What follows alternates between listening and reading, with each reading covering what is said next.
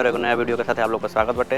आज हम बानी जबलपुर के पास में मंडला में, और यहाँ हम अपना मित्र के यहाँ रुकल बनी और उनका चला था सोलर का काम पहाड़ पर। तो चल के आज तो हम लोग के दिखावत नहीं कि सोलर प्लांट कैसे लगेला, का हो जाए दिनचर्या होला, कैसे का चीज़ बाटे, कौन कौन मशीन यूज होला।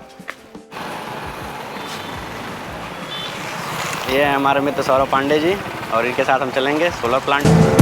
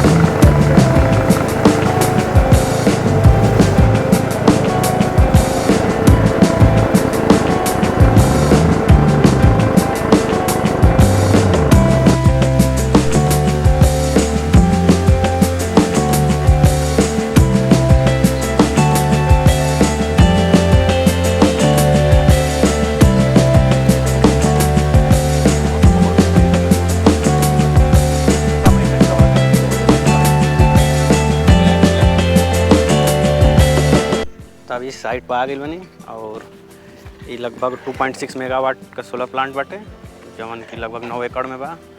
और यहाँ लगभग 7000 सोलर प्लेट इंस्टॉल होकर वाला बाटे।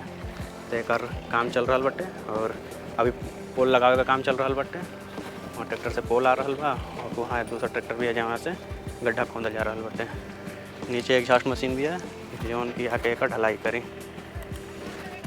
सामने ऊँचा पहाड़ बाटे, इधर भी पहाड़ी बाटे, चारों तरफ पहाड़ी पहाड़ी दिख रहा बाटे। और इधर फेंसिंग का काम चल रहा बाटे, और ये गड्ढा खातिर मार्किंग कईल बाटे। ऐसे सेम यहाँ बा, ये लगभग 800 से अधिक यहाँ खम्भा लगियन सन। बहुत सारा शरीफा का पेड़ बन सन यहाँ पहाड़ पर, और काफ़ी अच्छा फल भी आयल बाटे।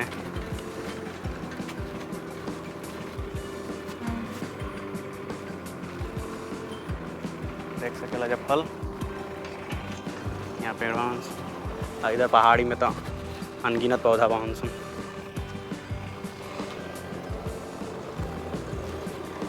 और इधर से आवे खातिर रास्ता बनल बा।